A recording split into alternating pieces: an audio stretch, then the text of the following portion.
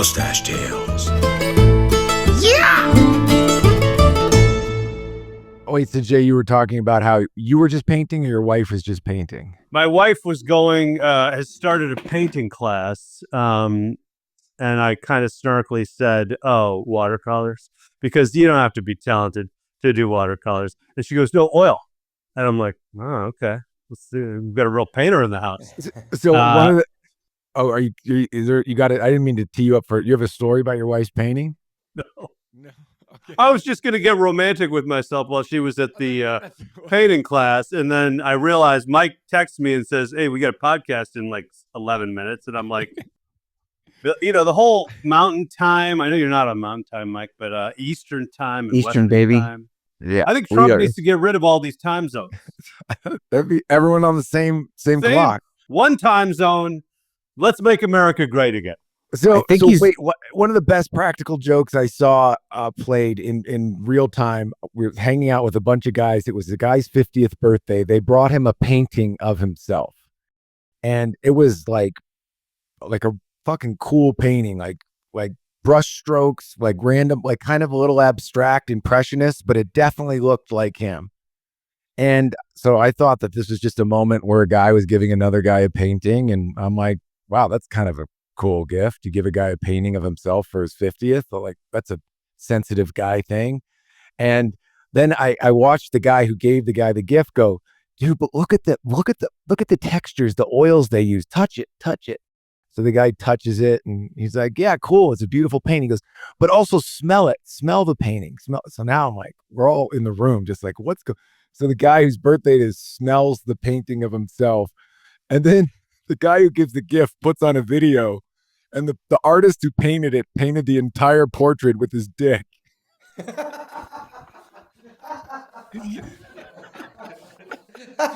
the video was the video of the artist dipping his penis in paint and then swashing it across the canvas. I mean, that's real talent. It is real talent. I wonder if my wife's doing that right now.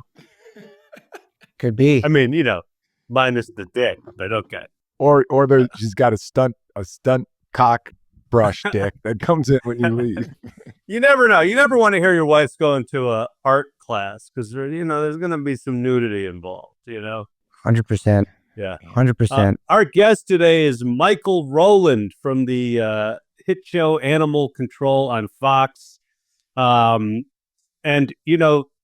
Mike and I I've done something like 4 or 5 of those. Yeah, I think 5. Yeah, 5. And we shoot it up in Vancouver. And it's, in my view, like I worked on Arrested Development, I worked on Community, I worked on New Girl. This is one of those shows. This is like they hired great actors who are also super funny, and the writing staff is top notch, and they write great fucking jokes. And then they bring in A-list motherfucking directors to execute. You're damn right. I think it's getting more solid too. I've been watching season 3 and I'm like, oh yeah, man, the jokes are so much denser. Like it feels like it's really finding its footing. So it's fun to watch. I'm enjoying it. And you don't mind watching yourself? I do, but I'm like, what are you going to do? I'm just like, I guess sometimes I'll watch myself and be like, oh, that was a good moment. I had a good moment. I liked what I did there. A lot of it's me going, come on, man. What are you doing with your fucking eyes? Put your eyes in the right fucking place. Sometimes there's moments. What I do with you, Mike, is I just keep shooting and I'm like, okay, eyes are in the wrong place. There's something. Okay. Oh, eyes are back in the wrong place. Yep. Been my big goal since season 1 is to try to put my eyes in the right place when I'm talking in the truck to the other actor. It's getting better. Wait, you had come from like a strong stand-up background. Was this your first scripted show? Yeah, man. This was like first gig really, other than like doing sketches with my friends that, nobody really. I watched them. Thank you. Oh yeah. I made you watch the pig sketch. So yeah, this was like my first gig. I really lucked out, man. I lucked into something. I'm very grateful for it because I didn't really have any experience. That's incredible. 24 episodes on network. It's like still a lot. That's that's it, man. That's what you want to be Man, doing. I know, man. I'm pretty stoked on it. I It's hope we get to incredible. keep doing it. It's I incredible. know. You get to go do your shows on the side, and you're still touring, right? Like, I know I'm touring. I'm building it up. I took a break from it because I was hitting that point where I was like going to be headlining and building up my social media, which you have to do now. And I got this show and I was like, oh, great. Everything's going to come to me. And then I tried to tour after the first season and I realized it had maybe no impact. And I was like, oh, I still have to like post clips and do all this stuff. So now I'm really trying to get my weight up so I can headline bigger stuff because the whole game sort of shifted, I'd seen your stuff before, but then before we talked, I was looking for clips as well. And a lot of them were on TikTok. And guys, are we banning TikTok? Like, was that one of your main mediums of getting your stuff out there, Michael? TikTok? No, And now it's, I was more on Instagram, I think, but TikTok, it is helpful because you can just burn shit on there. You care less. You're just like, I don't know, I'll throw jokes on TikTok that I would never throw on Instagram. And I don't know if it's going away or not. Really, there's that much precision between those two that your generation's like TikTok. Well, it's like I had my Instagram before it was like a way to help my career. It was just a way to communicate with my friends. So all my friends from the past are on there. And if I'm embarrassed about a joke, I'm like, I don't want my buddies to see this. Uh-huh. I'd rather just burn it on TikTok and let strangers tell me it sucks. You know what I mean? do you feel though it is kind of like burning bits, isn't it? Like if you do your people watching bit and I see it and then I go to see you live, I'm already like ahead of the joke. Dude, yeah, I mean, that is definitely a thing, but you can also see how many people have seen it. So it's like, you'll see like 3,000 people saw this joke.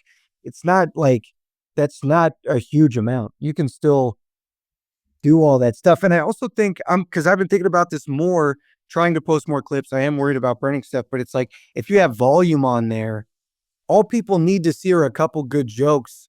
And they're like, all right, I'll keep it, unless they really do a deep dive on everything you've posted. I think you can, even away if they with it. have, it's like when you hear a good story a second time, you're like, it's still good. Now, when you hear your wife tell it a fifth time, you're like, I get it. You paint. I was just about to say, talk to my wife, because every time I start launching into like an oldie but goodie where I know the dinner table is going to be really into it, she's like, no, we've heard this. I'm like, no, you've heard it. Like, Can you guys hear me? Right. Yeah. I fucked up. What, you fucked What'd I up by miss? moving? I fucked up by moving. I was trying to go in my room, and then I realized it's just not going to be possible. I have to stay in the dining room area So you're for going the back. duration. I'm back. Now we're connected. Now we're good. Mike, you're We're lucky to rolling. even have a dining room. I mean, I know. pre-animal Things are control, going you didn't have a real dining well. room, right? I Things are did going have well. a dining room pre-animal Oh, you did? control. Okay. Yeah, I live with my roommate. We live in Flatbush, and we got this deal during COVID.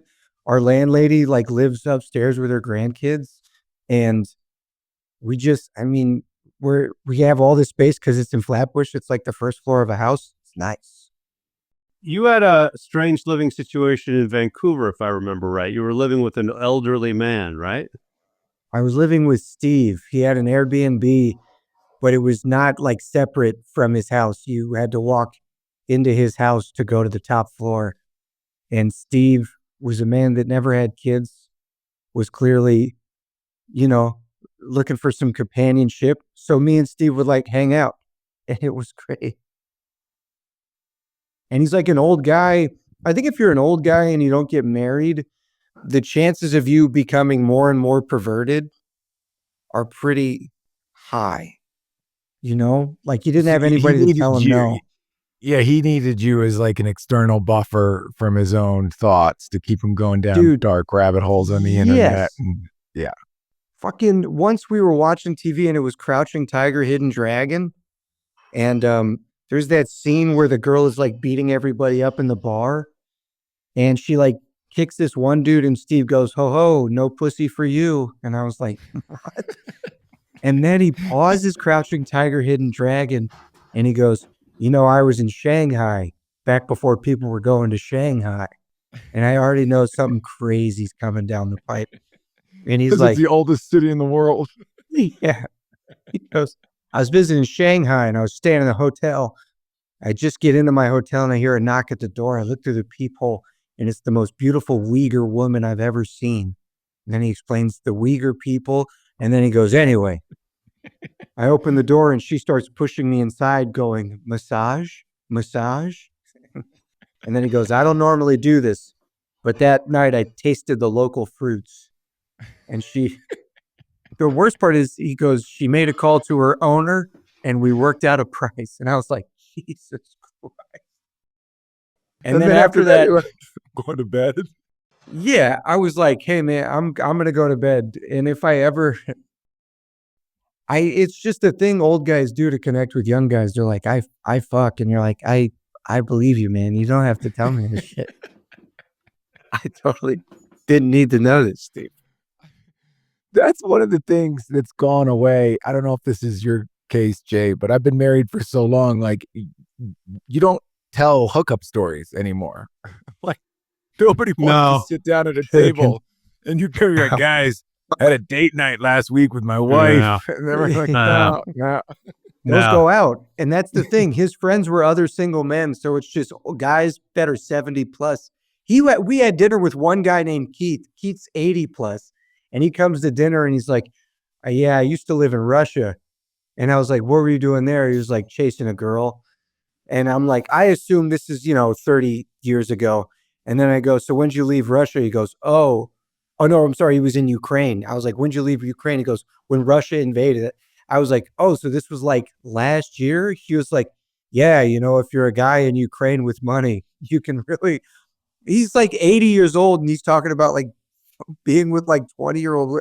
I'm just like, this is fucking It's sick. like the country gets invaded. He's like, this place is no fun anymore. Yeah, he's like, used to be you could find an underage girl around here for a decent price. Everything's gone to shit. Hey, what Gotta was that, go. back in the 40s? No, October. No, October. Everything changed. He was also weirdly anti-Semitic, but it was interesting times, man. Canadian anti-Semitic. Yeah. I remember like Joe Biden or Kamala Harris got Is that like a brought up. friendly anti-Semitic? Like, Yeah, it's not a little different. Well, it is a friendly because they were like liberal guys. Like they wanted Joe Biden to win at the time he was still running.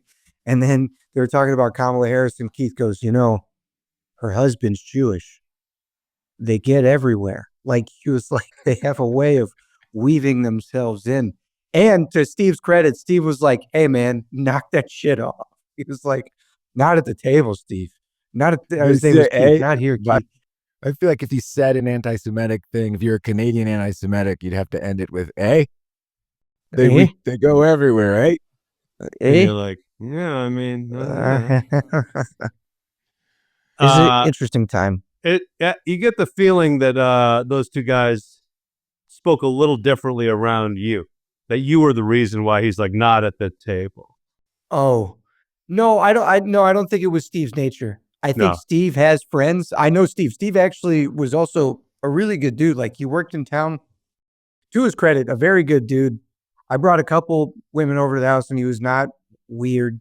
He was like very respectful. And he worked with homeless people around town. Like he would go and teach at like shelters to help people get financially independent. I came home once and there were like two like desperately homeless dudes, like curved spine, the Vancouver sort of curved spine addict thing. And they were just eating on the front porch. And I go in and I'm like, Steve, there's two dudes eating something on the front porch. And he's like, oh yeah, I just give them food sometimes. And then they're going to be on their way. So it's not a big deal. So the man contained multitudes and he was a nice guy. No, he sounds like a great guy. I mean, yeah. But I got to ask you a question. When you bring women home to this apartment with this 70-year-old dude, are they like, it's not that he's being weird. Are you being weird? Are the women like, this just seems a little weird? I think I prefaced it pretty well. And I think it was one of the, I remember distinctly. These girls are going home with a guy in a TV show, an actor on a popular TV show who's a touring stand-up. They think they're going to go into gold-plated toilet seats. And and it was like an attic nook. But one of the women loved it, loved Steve. She was a nurse, and she works with old people specifically because she's like, I love old guys. She's like, nobody is nice to them. She's like, somebody has to care about these guys. So she thought Steve was like adorable. She loved that I lived with Steve. It was interesting. That was a place you were renting while you were doing the show? Yeah. Yeah. Yeah, Mike was an odd. He had to be taught like how to be a television star. The beginning he would do a take, and he'd look at me, and go, "Is that even acting? I mean, is that something? Is this even right?" Like the whole first season, he was like, "I don't know, man. Maybe I shouldn't even be here." Yeah, I was incredibly anxious. I had no confidence in what I was doing, and everybody, I mean, it was bad. I was going to everybody like, am I okay? Am I okay? And everybody had to be like, yeah, man, you're good. And I'm like, you're lying right to my fucking face right now. That's so interesting because it's infinitely more difficult to be funny on stage that I think than to be on a sitcom. You have so much support on a sitcom. You got props and cameras and jokes and lighting and makeup and story structure, but right, you're just doing something new. So, but when you're doing stand-up, you get the immediate feedback. So you know if what you did was funny. And like you'll be on a sitcom and you'll do something and everybody goes, moving on. And you're like, I mean, did I just fucking kill myself? Was any of this fucking work? Jesus. But you were good. I remember feeling like you were like the new Woody Harrelson. That's what I said to you. That was the young Woody Harrelson. That was high praise. I've tried to remember the good things people say, and I feel more secure in my acting now. Joel McHale just texted me. What do you say? Well, because I sent him that video that I sent you of Jerry D. I'll send this to you, Hayes. There's a guy named Jerry D who's a famous comic, who's a famous Canadian comic in particular, on their show. He plays the what does he play? Like the villain, kind of? He's like in one of the other animal control shops. Yeah. He works at another precinct. We have precincts. And he's just like an asshole that we compete with. But he's a great comic. He's so funny. Yeah. He hosts Family Feud in Canada. Like, that's the level. Yeah, he's like deal. Canada's Steve Harvey. Yeah. Is that the chemistry of the show? Like Joel was able, I assume you knew Joel before the show. So No. We met in the like chemistry audition over Zoom. That was the other thing. I got the whole job through Zoom. So I was like, I'm going to get there and they're going to realize I'm a short little dude that looks weird from side angles and I don't know what to do with my eyes. And they're just going to be like, get rid of them. Anyway, I didn't know. So McHale said to you, he said, tell him I'm in his fair state of Georgia and then I'm going to sing next to his father in Sunday Mass. And he's putting together a playlist right now. It's a very specific text. It's sweet of him to remember. My dad sings Mass. Oh my God. But you are from Georgia. Yep. Born and raised, baby. Did you intentionally lose the accent, or is that just the accent in Georgia now? Too many Northerners moved there and ruined your peach tree. What is it? I think it's more Peach State. The Peach State. I think it's more just growing up in Atlanta. Like my whole family sounds really Southern. I didn't think I sounded Southern at all comparatively. And then I moved to California when I was 18 and people would be like, you sound Southern. And I think progressively it's just changed. And then I moved back to Atlanta. I didn't feel like I sounded Southern. And you sound like you're from Brooklyn to me. Yeah. I mean, I pick up how people are talking. I do that. I code switch, I think, a lot just based on who I'm talking to. You know that your state, the whole hold on a second. Where's this damn phone? I mean, you told a story, Michael, in your stand-up about your grandmother, and like, she's got is she like a Southerner? Oh like yeah, both of them Southern as hell. Yeah, both of them had super thick accents. If I had a recording of it, I would play it because her voice was like amazing. Both of them. I mean, they both one grew up on a farm in South Carolina by the Georgia border. and the other one just grew up in Podunk, nowhere, Georgia, and they both lived in Savannah till the end. And she had that folksy wisdom. Yeah, man. I remember once she said something like, work's something you got to do every day, so you might as well love it. She didn't say love what you do. She just said love work. I thought that was pretty cool. I like Georgia. I shot there on this country music. It was like Dynasty or Dallas or one of these night soap operas, but it was about country music. And it didn't work. I think it didn't work in part because they hired mostly British people to play Southerners. Southerners? And then there I was. I'm a Southerner. I don't know if you know. I'm a Southerner, so I'm from Southern India. And so I am trying to like tell them, like, it's more like y'all. And they're like, is it y'all? And I'm like, y'all. And I'm like, this is not going to work. Yeah. But anyway, I was there and I'm like, I see peach tree everywhere. Peach all over the license plate. And it's the peach state, right? Yeah. So let me tell you something, Mike. I'm going to ruin Georgia for you. Tell me. What state grows the most peaches in the country? It's not Georgia. California, buddy. Of course. We could put peach state on our license plate. But would you want to? No, but we could. I think we grow more peanuts than peaches in Georgia. The peanut state. Yeah. That's pretty good. I just think people like your grandmother growing up in Georgia when she grew up compared to what it is now. That was in the over the course of 70 years, so much has changed. Yeah. People moving around. It was like mostly so much more regional. I was telling Jay and I were talking the other day, and I was telling him about my grandmother, who's turning 100 this year. Oh shit! She gave me some crazy advice. Like, you get advice from, I'm lucky she's still alive, and if you just hang around and speak with her, you just get kernels of knowledge all the time. And so she's always very done up and dressed nicely, and she's like totally present and gracious and charming at like any kind of gathering, at a loud restaurant or at dinner tables. And she told me, I said that to her at the table. I said, call her Nani. I said, Nani, you're so inspiring. You look so great. You're always smiling and laughing. And she pulled me in close and she goes, Hayes, I can't see 2 feet in front of my face. She goes, everything after 2 feet is totally blurred. She goes, I can't hear shit. She goes, I'm faking it because I want you guys to. She goes, I was like, wow, like she's giving me this secret. Like, this is the best case scenario, is that you get to be like awesome and charming at a table and you're just sitting there. And I was like, that's incredible. Like, I never knew that you're going through this. She goes, I'm just doing it because I want you guys to have me keep coming around. I was like, if you're lucky enough to be 100, that's the game. That's as good as it gets. Yeah, absolutely. I remember my grandma towards the end, she would forget stuff and then she didn't want to be a burden. So she would act like she didn't just forget everything that just fucking happened.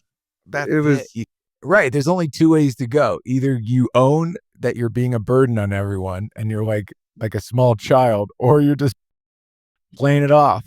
I'm good. It sounds like your grandma's like my grandma. She's very sweet and very charming, always smiling. She was the same way. Really, really great. Does your grandma like to party? Is she drinking? Oh, she drinks. She's still drinking. Yeah. Drink like not like vodka sodas, like straight martinis. Really? Yeah. Dude, I brought my grandma when we had moved her to a home in Savannah because of her dementia. And I brought her to a show at this dive bar on Bull Street in Savannah, just like a dive, just like everybody's doing dirty coke in the bathroom type of dive bar. All the walls are painted black. And I bring her in there and she goes, Michael, I love this. I go, what? She goes, I used to hang out in places like this when I was a girl. Oh, I love it. And then I sit her down and dude, I don't know how bad her dementia is. And so she's like, I want wine. And I was like, okay, I get her a bottle of wine. Houses it. She takes a whole bottle of wine down. And then I didn't realize it makes her dementia worse. She sits through the show and then she gets another bottle of wine, forgets she already had the first bottle, and then her dementia kicks off bad. And she like, I'm getting her up for us to leave. And she's like, why do I feel like this? I'm like, well, you're drunk. She's like, no, I'm not. I didn't drink anything. I was like, you drank a lot. I basically have to like carry her to the car with my friends. I support her all the way there. And then I'm driving her back and it really kicks off. And she turns to me, I'm driving. She just goes, who are you? And I'm like, no, I'm your grandson. I'm Michael. And she goes, no, you're not. I'm like, yeah, I'm Michael. She goes, that's impossible. Michael is a man. And I was like, oh no. She's so wasted. She thinks I'm a girl. I was like, oh God. If you are drinking and you forget that you just had a drink, you see that I'm in the mood for a daiquiri. And then you get the daiquiri and you're like, you know what? I'm in the mood for a daiquiri. Yep. 100%. What happened? And then she was pissed the rest of the night. She's like, why do I feel this way? I was like, you're drunk. She's like, shut the fuck up. I'm not drunk. She didn't say fuck. She was sweet about it, but it was so funny. You ever tell that story on stage? I used to back in the day. I should actually make a note about telling that story. Fuck yeah, let's build this hour out. I mean, it's a nutso story that everybody'd be really interested in because people are like, what does alcohol do with dementia? I find that to be totally compelling. Makes it work. And at the end, it's also so similar to when you're hanging out with your friends who are alcoholics. It's like who are healthy and young. It's the same trick. You're drunk. What? No, I'm not. No, I'm not. What are you talking about? My rule with drinking is if you are drunk, you just have to acknowledge that you're drunk. Yeah. I think all the problems come from when people think that they're sober while they're inebriated. And they start doing stuff that they shouldn't do because they're like, come on, I'll fucking drive. Who gives a come on? That's right. What if you're just mildly buzzed? You're saying I have to tell my wife when I've had a sneaky one or two at the golf club? No. I think sneaky one, sneaky two, you're fine with the denial that you're drunk. I think I'm not drunk. That's right. At that time, you're not. You're not. Right, a sneaky 9 or 10. Oh God, no. Then you're like, but people have 9 or 10 and they don't realize they've had 9 or 10. It's true. I'm in the habit of just saying I'm drunk after like 3. Because I'll just say stuff and be like, don't listen to me. I'm drunk. Whatever. It's a good buffer to put up. Yeah. That's a single man's luxury, Mike. That's a single man's luxury. Can't do that when you have children. Are you doing the dating apps and like how do you meet? I don't do the dating girls? apps. I get like occasional DMs after shows and you sort of like follow up on that, or you just try to, date around where you can, meet people where you can. You meet people out there doing stand-up and stuff. Yeah, the DMs after a show, I think, wouldn't you go in with your guard up a little? For sure. But I'm saying stuff that I would want them to hear. I don't want them to think I'm like a cool guy. Like during my show, I'm saying stuff where I'm like, I suck. And if they're still like, I like you, I'm like, well, that's great. That's your problem. Yeah. Then you start dating, you're 6 months into the relationship and they're like, you're like this, and that. You're like, I said that on stage. That's I why told you like I was me. like that. Yeah. Are you getting, are you auditioning now for other stuff? I auditioned some. I think things really slowed down for a while, or that's what the agents were saying. They're like, there's nothing. In this case, they're telling you the truth. Which I and I know I'm not somebody who hates agents. I like them, in fact. And the truth is, there's very little show business going on. Yeah. One of the bright spots is animal control. Like it's like you're on this incredible cruise while the rest of the world is drowning. But you got it. Animal Control is the guy playing the violin in the Titanic. While TV slowly dies. Yeah. Oh my God. Have you? But I mean, you auditioned, and it's just. I mean, it's hard out there. Yeah. Yeah. I think Michael, as your legal counsel, if ever asked a question, are you auditioning? You should pull up a stack of papers that could just be like junk mail and be like, yeah, Jay, I got this many offers. Yes. You want the illusion that you're working. That's work right. begets Right. more work. Yeah, I actually tell the I truth canceled anymore. a gig to come on this podcast with you guys. I will say this. My friend's doing like a proof of concept for a show, and I'm going to act in that. I'm excited about that, but I'm excited because there's going to be a small bit role and Tony Shalhoub's going to play it. So hopefully I think I'm going to get to meet Tony Shalhoub, which I'm stoked about. How do you know that whether you can act in another television show? I don't know. You can't, Mike. You can't. I can't at You all. cannot. No. The networks will not allow you to act in another television yes. show But at the I same can time. It's I far can be in better the to ask for forgiveness and permission. I Just can shoot it. yeah, I can do the proof of concept at least, Yeah, right? you can do that. You can do that. Okay, great. Of course. Of course. It's not anything Listen, yet. I'll be saying this. You guys will be in season 9, and I'll be like, Jay, what are you working on? You're like, Animal Control. I'll be like, no way. That's still going on. Hayes, I told Rob Greenberg that you wanted to be a guest star. Oh, that's sweet. I love those guys. Who did that. Yeah. They're good, So- good guys. And they know what they're doing. They've been doing television for a long time. That's probably why it can keep going. Yeah, Rob Greenberg's one of the showrunners. Yeah, don't you think that like networks a lot of times are just looking to give the keys to the car sometimes to people who know that have done it more than them? Like, just please don't mess this up. Like, if I get people who know what they're doing, I didn't hire a bunch of kids off a TikTok video to give them $3 million an episode, and just give it to these people and they'll figure it out. It seems correct. No, absolutely. I mean, I once pitched a show. It was like a medical school show, like a comedy where I think Broken Lizard was going to be in medical school, and whatever. And so we pitched it to this guy, and he looked like he was glazing over, and he was. And so I'm like, so what's up? Like, have you heard other medical shows? And he goes, yeah, I've heard. I hear 50 medical shows a year. I hear 100 cop shows a year. I hear 100 fire shows a year.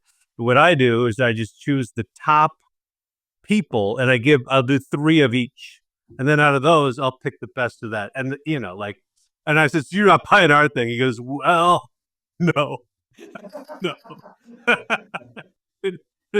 You could read that on his face. Yeah, and I've known him, and I knew him a little bit enough. I'm like, this is not going anywhere. We're not. Yeah. This is not going to happen. So yeah, because they're just putting what is it, roulette chips down, right? Like, Yeah, they make bets on like the top people, and you're like, yeah, medical show, whatever the medical. You get it, right? It's like there's a good-looking dude, but maybe he's an alcoholic. And there's a good-looking nurse, and they might get together.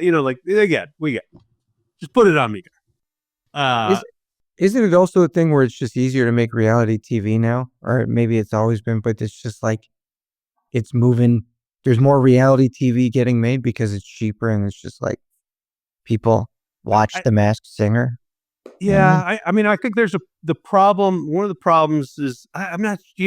I think one of the problems is we've made film and television like it's like gas and water. You just sort of turn it on, and there it is.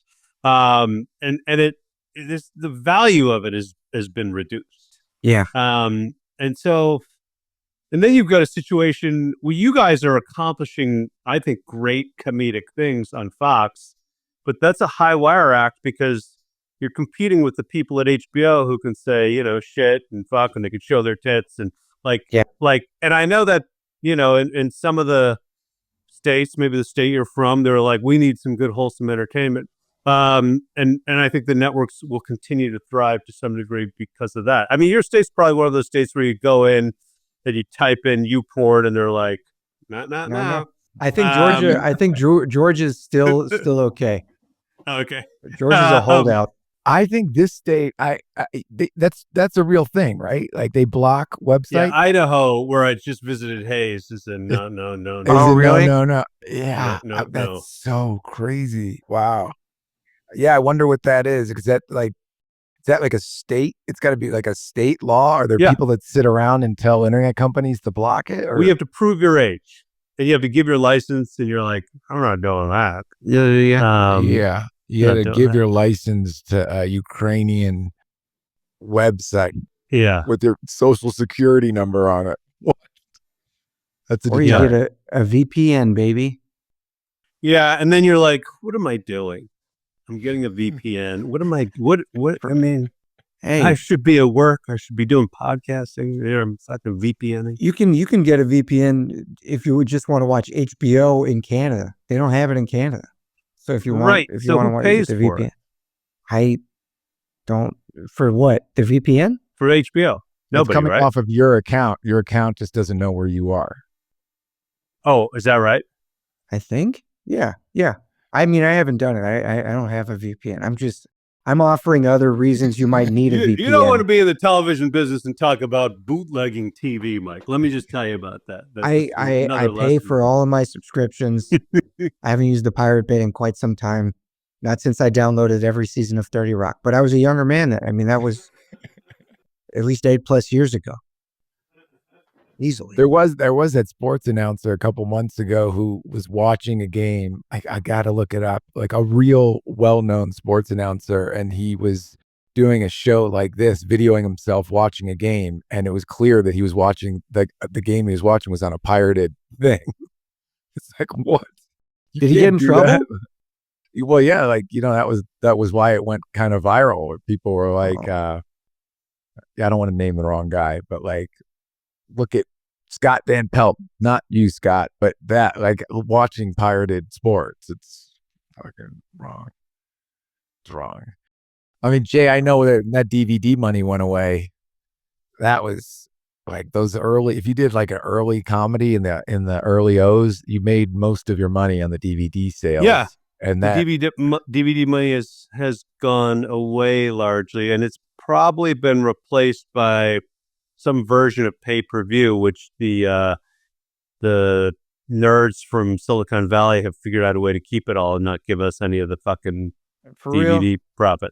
Yeah, kind of. Hey, for what it's worth, I had the Dukes of Hazzard DVD, the raw uncut one where you could see titties. My Aunt Jane gave it to me because they love the Dukes of Hazzard. She's from Alabama. So, And boy, yeah. howdy. So we made that movie. We made the original Dukes, and I said to Warner Brothers, I'm like, let me just shoot an R-rated version of it. I mean, you're not even going to know about it. I'll just shoot a couple extra takes.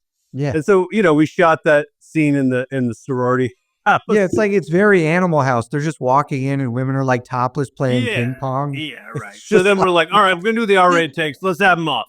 And so everybody took them off. We shot those. And I'm like, whatever. And I'm like, hey, Sean Williams, can you say fuck on this take? He goes, fuck He says, yeah. fuck me running. I'll never Fuck forget. me running. Whatever, right? Me running. And so we did that. I tried to get Jessica Simpson to do a nude shower scene. Now, hear me out. So Whoa. the story Whoa. I said to her, I'm like, look, you're America's sweetheart, right? I said, we're going to do the R-rated version. This thing's going to sell like a motherfucker. And now I'm not telling you to be naked in this movie, except I want you to be a mile away. And I'm going to photograph you with like a 10,000 millimeter lens, and you'll be naked and you'll be in an outdoor shower, and people will be like, I can't see a goddamn thing, but that's her and she's naked. Like, it'd be so far away. It was just like a white, and she's like, go fuck yourself. I'm not doing that. And I'm like, all right, but that's it.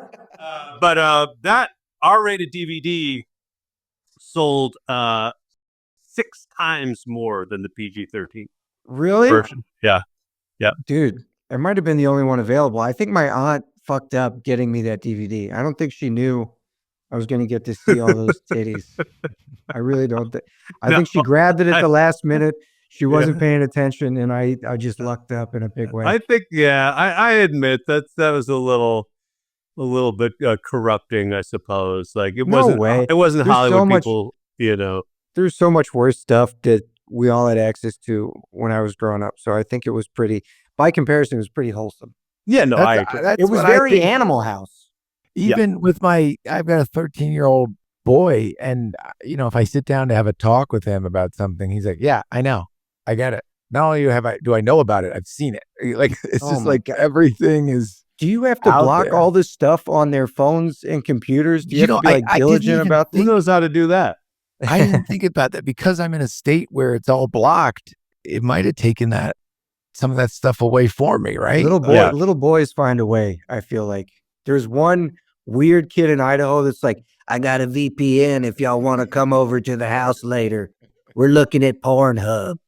That should be my screening when he's got a kid coming over. Like, let me talk to you. Hey, Timmy. Yeah. You know what do you know what the acronym VPN means? Stands for? Yeah, it's like the equivalent of the kid that found his dad's nudies magazines. Yeah, you come over with a backpack. Yeah, Timmy's got a VPN, if you could believe it. No way. But this is exactly the point of like how I think we should save the R-rated theatrical movie business, is that I think we need to, because teenagers, because your kid knows everything already. I feel like we should lower the R-rated movie age to, I would say 13, but it's probably more like 15 is reasonable. And then I think there'd be a lot more money in that system. But I don't even think it works. Do you know a movie theater that enforces the age limits on an R-rated movie?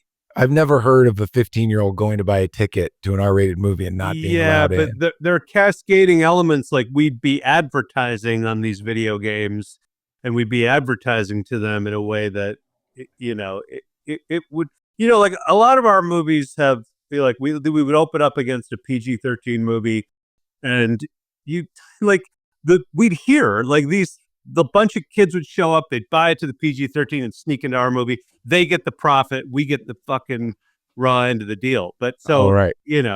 I just think that theatrical R-rated comedies are worth keeping around in America. I know they're hard to do, but this might be a way. I 100% agree with you when it comes to comedies. I 100% disagree with you when it comes to horror movies, because it's like my friend told me great advice that she gave. She had an older kid, like a kid. She's got a daughter in college and then a teenage son, and then her youngest son is my age. And I kind of asked her, like, how do you address, she goes, I just tell them. I tell the kids when they're like 10 to 15 years old, remember, you can't wash your eyes. So I was like, wow, that's kind of a good deterrent. Like if you click on something and you go down that rabbit hole and you see the human centipede, which I don't even know what that is, but I just sort of, know what that is. I have never watched it. I do want to know what that is, though. Is it like I haven't watched it. I'm not watching that. I don't know. That was a By the way, you can wash your eyes. You can't wash your brain. If I can do a rewrite, but yeah, okay. You can't, but your eyes are the ones that see the egregious thing. And the horror movies, they send the message to your brain retains it. Like I wash my eyes every morning. Jay, you're being real autistic about this right now. You're right. I said if anybody wants to rewrite. I think the advertising that was going on on like the side of the buses, for certain, like I remember the FX show where there was like a skull with a American Horror Story. That's right, American Horror Story. I agree with you. I don't think it's great that people see all this shit. Yeah, it's like so bad for. Especially this is like when I was driving around and my kids are in their car seat. Right. So they're in the back. All they do is look out the window. Like they didn't have iPads or phones. So they're just looking at these billboards. This is where I'm going to sound like a real throwback. But they're driving down Sunset and they're both in the back seat of the car looking out the window. And the billboards on Sunset Boulevard would be nightmarish. Like you didn't know that could exist. And it was in their brain at like 2 and 3 years old. I'm like, where's the rating on this? Like, I don't mind if you make the movie really scary, but you can't put like a terrifying image into the zeitgeist of young kids. Like I agree with you. I agree too. It's crazy. But if we make that distinction, then all the horror movies are going to turn into comedies so they can get the 15-year-olds. They could still be as scary as they were filmed, but the poster, the advertising can't be an image that's going to get burned into unformed brains. Yeah. I just mean these kids are, these young ones are watching porn, right? So why can't they see the Dukes of Hazzard R-rated version? They shouldn't be watching porn either. I agree. But I mean, if you think about the 80s had comedies with breasts in them. That was like one of the things when we were younger too. That was a workaround where we would get a PG-13 movie that we could rent because we knew it was like Airplane or Vacation. There's boobs in both those movies. Yeah. Yeah. I remember Porky's, distinctly. Porky's was the big one. Porky's was R-rated big. though. Oh, was it? Oh. Yeah. Oh man, I definitely saw the stuff from Porky's. Yeah, yeah. I don't think it's crazy to have titties in a PG-13 movie. Oh, Titanic. Titanic did it. It was very tasteful Yes. and still What very he's much sketching her with chalk. Mhm. Yeah. And still That's- there for young boys to ogle however they want Yeah, to. there's a difference, right? Whether it's like being a part of the story or if it's being just. But again, none of the nudity stuff bothers me. It's the scary. It's the horror stuff. I agree. I also don't like the hyper violence that goes on in movie. It bugs me. I'm just like, who is this good for? And this is going to sound crazy, but like that Wolverine movie where it's him and his daughter. And they're the just real like one. slash- dude, yeah. I'm just like watching it. I brought my grandma to that when her dementia was bad. I would just bring her to movies and I wanted to see very selfishly. And we were watching it. I wanted to like cover her eyes. I'm like, she's not going to remember this, but Jesus Christ, how many guys' throats can we see get cut? I was like, fuck. Yeah. Fuck. That's the difference. When you're watching it with someone you're sensitive to how they're watching it, you watch it differently. Is it Wolverine R-rated? It's R-rated, right? The Wolverine? It's R-rated. It's R-rated. It's got the R rating. But still, I'm just like, this isn't good for us. It's not good. It's not good. But So letting Total youngsters Recall. into R-rated movies is not a good idea. That's what we're coming Probably to. not. Was Total Recall crazy? That head Total explodes. Recall was like, it was that the body counts in those movies were just so high. Yeah. Like, Total Recall is Schwarzenegger's greatest film. pretty great. It's like a really well-made film with like a great plot.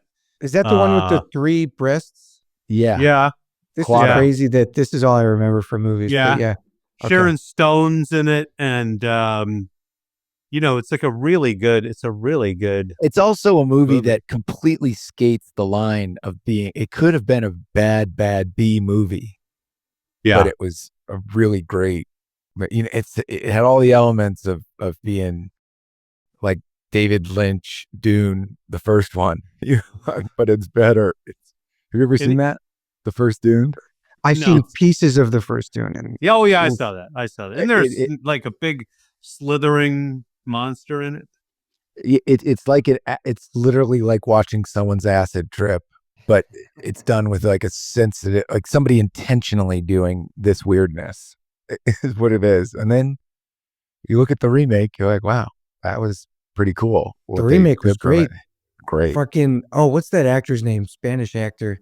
Oh my God. Javier Bardem. Man, Yeah. I love that guy. And I think he's like the best guy working. I thought he was amazing. He's amazing. That's Timothy Chalamet, the new Dune movie, right? Yeah. I haven't seen it. What Dune? What were you just talking about? You're gonna you thought you were going into your vouch mode. Sometimes Might be time. Let's do it. Time to vouch.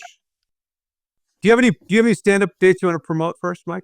Oh man. Yeah. If y'all are listening to this, I am going to be in. Sorry, one sec. Pick up the vouch schedule. Oh my God. Well, I mean, February 19th, Charlotte, North Carolina at the Comedy Zone. February 20th, Greenville, South Carolina at the Comedy Zone. April 3rd, Greeley, Colorado, the Moxie Theater. And April 4th and 5th in Casper, Wyoming at the Rialto. That's it. Fantastic. I love it. So we're at the point where we're going to vouch for one thing for my app, Vouch Vault, which you can get in the App Store, and you can. I call it the Instagram of recommendations. You put in everything you love in there. You stick it in there, then people follow you. Then they go, "Oh, Mike loves this book or this movie." The Dukes of Hazzard R-rated version. Hayes might say he likes Total Recall, and Michael say, "Yeah, I like it too because there are 3 titties." 3 heads. Oh no, it was 3 titties. 1 quado. But I'm going to vouch for something. It's called Black Doves. And Black Doves is probably on Netflix. And it's Keira Knightley plays like a spy in England. All right, it's a super English show. If you're like in the mood for England, everyone's all in England. You're walking through Soho and there's fucking murder. And I'm a sucker for these shows. There's a show called The Americans with Kerry Russell, which is like she's a hot spy, married to a guy, but And then there's the other one with Homeland is also a great like woman spy kind of thing. Black Doves is one of these shows, and it's excellent. Keira Knightley is like a mom, and she's married, and she's like a secret spy who has to kill some people now and then. And it's just excellent. I love it. Did you say was it a period piece or is it like contemporary? No, current. It's modern. It's contemporary, as you say. I'll check it out. I need a new show. Yeah, it's only like 8 episodes. There's going to be some. I mean, we'll see if she survives at the end, but there could be more Black Doves if she survives. Okay, the good-looking spy. It's amazing how effective and real that was, especially during the Cold War. I mean, there was nothing they would have. It was a Russian thing, right? Like they would have Russian women sleep with powerful American diplomats. Yeah, and then the diplomats, when they were drunk and satiated, they would just start talking about how cool their job was and all the stuff that was going on. Yeah, and the all the stuff guys do. You should see the guys I'm sitting down with. Yeah, I was just with Kissinger, and he wants to go in through the southern border, and I'm trying to tell him to go in through the western one. But he never listens, Kissinger. Also allergic to peanuts. Yeah, no peanuts for me. I'm allergic. She's like, good. He's allergic to penis and wants to go in the western border. No, it's a certain kind of. It scratches like Kerry Russell in that show, The Americans. She's married. You meet her husband. He's also a spy, and you see these scenes where she's having sex with these guys. She plays like a Russian, perfect American accent, and she's having sex with these American guys, doing exactly what you're talking about. And there's a certain element of like that sort of. There's a type of porn where the girlfriend cheats on the boyfriend, and like this is that it scratches that itch a little bit. You're like, holy shit, she's married. Look out. And like I wouldn't say Black Doves is so much getting into that world, but you're gonna like it. You're gonna like it. Yeah. Oh yeah. Are you sure your wife is painting, Jay? No. Would you be mad if she wasn't?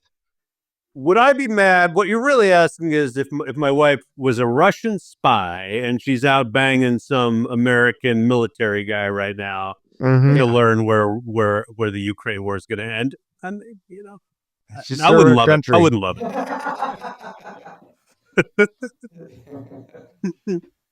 I'm gonna vouch for. We're talking about. What have you guys seen, Michael? Have you seen the movie Hoosiers? Yes. I don't have a great memory of Hoosiers, but yes. So this is what I'm starting to realize is movies that I took for granted that people have seen. They haven't seen them because there's so much stuff to watch, and they weren't around when it came out.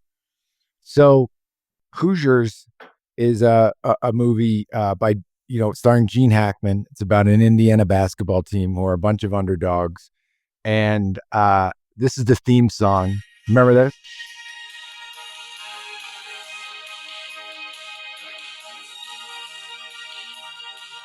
No, I do. And it picks up right here. This is the part that makes me cry.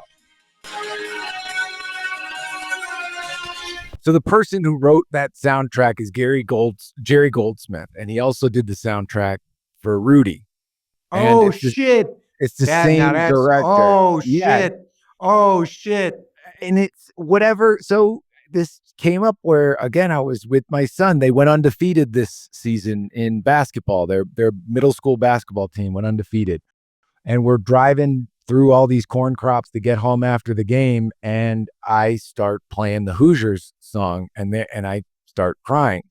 And then my son is probably like, what is going on? I'm like, Hoosiers guy. And I try to show them movies, and I had never shown them Hoosiers. It slipped by. It's one of the great movies of all time. One of the great. Jimmy Chipwood walks away from the team. Gene Hackman, the small town, votes to fire him, and he's out. And then Jimmy Chipwood comes back in and gives a speech to the church, and he says, "I'll come back and play basketball." And the whole town goes, "Yeah, yeah." And under one condition, coach stays. And everyone goes, "Ooh, ooh." And then right after that, they read the vote and they go, "Coach got fired. 62-13 was the vote." And then they go, "Wait, let's take a revote." It's just so good. And it's just like one of those like awesome sports movies that I wouldn't mind seeing a poster for again. But great. Like if you haven't seen Hoosiers or sat down and watched Hoosiers with younger people, it's like one of the best. Did Mike, you showed your kids and they liked it? I haven't shown that. This just happened a couple days ago, and I've shown them a lot of, like I showed my son the original Alien probably 4 years ago, and he kept going, "Where's the alien? Where's the alien?" And you don't see it till the end. It's like Jaws. And then at the end, he was like, "That was awesome." But he was so used to being shown that, and then Alien 2 and Alien 3, it's all alien all the time. Yeah. Like, right. so there was a certain art form and tease, if you will, to that storytelling, which was good. But Hoosiers holds up. Hoosiers, Mike. So this little town basketball team works its way through the high school tournament, and they go to I believe it's Indianapolis to play the finals. And they walk into this big college stadium, and these like farm kids are like, "Oh my God, this is like, it's too big a stage for these guys." And Gene Hackman's like, "Get your tape measure out." And they measure up to the rim. He goes, how high is it? He goes, 10 feet 6. He goes, "Just like at home." And then he does the free throw line, and he goes, "Same core. Let's go." Yeah. Good. So That good. was great. Did you watch any Ted Lasso? I did. I'm not a soccer fan. That's fair. And the guy who, the character isn't either. And so he's trying to give the same rousing speech to his guys. They go to a different stadium, like for a big thing. And he goes, "Look at this field. It's the same size as our field back home." And they go, "Actually, it's not. It's like, it's actually a bigger field." He goes, "What?" They go, "Yeah, it's like a different sized field." He goes, Oh, okay. Well, y'all know how to run. It's just like a great moment of him just not knowing how soccer works. You usually watch that movie, Mike. I will, and I did watch it when I was younger, but I was probably distracted, I'm sure. Yeah. By my phone. As all that director did. He directed because I'm going to show the kids, and I looked him up. He directed that and Rudy. Rudy's incredible. With the same composer, so that was clearly an amazing lane for him. The Rudy song I still listen to. I pull it up on YouTube when I need to get it. That makes me want to cry. I'm not even kidding. Like the memory of it, because that came from a short Catholic family. So Rudy was like the movie, dude. My dad made me watch Rudy all the time. And that song. Oh, that's Jerry Goldsmith. And the director, I was like, what is this guy? Is he still alive? Is he still the director? David Anspar is his name. And he is from Indiana. He directed like 50 episodes of Hill Street Blues, which was like, that was kind of like the first documentary style shot in TV. It was amazing. And then he did a couple more films, and like, you can't tell me he doesn't have another Hoosiers in him. Like, it's got to be there. Yeah. Like, what is it? What happens when you just direct 2 films in the TV, and then where do you go? Where does everybody go? You direct one of the best sports movies of all time, 2 of the best sports movies of all time. Are you set for life after that? You're not. You're not, right? The answer is keep hustling, Mike. I know. Keep hustling, Till keep fighting, stay relevant. Oh. Do a proof of concept that you're never going to be allowed to be in, but just keep hustling. Okay. Keep hustling. I have one show idea I'm going to pitch. Okay. But the place you can work right now where you can work is movies. So is because they're not competing with your television show. So I would angle yourself at the movies. Okay. Sure Sure enough. I will also say this to you, Hayes. You vouched for Conclave this week when Great we had movie. the great Brooklyn Decker on. I watched it last night. It's a great movie, man. It's so great. It's awesome. Yeah. For those of you who didn't watch the Brooklyn Decker episode, it's about a pope dies, and it's about the politics around choosing a new pope. And it's so awesome. The acting's amazing. It's beautifully shot. The turn at the end, I was like, "What the hell?" But then they explained it, and I was like, Got a big ending. "Oh, okay." Yeah, I know. It's fucking crazy. Yeah, and it's one of the ones you go into Conclave where you think you're doing homework. You're like, okay, here's a critically acclaimed movie. Everyone's talking about it. But then, and you can't look at your phone when you're watching it because you got to lean in. It's really subtle. I loved it. My wife, who's Catholic, was looking at her phone for most of the movie, and I was like, "Holy shit!" She goes, "What? Can we back it up?" And I'm like, "It's like Catholic shit." She goes, "Oh, I got that. I got that." I was like very attentive because I went with my Jewish friend and I felt like a representative of the Catholic faith.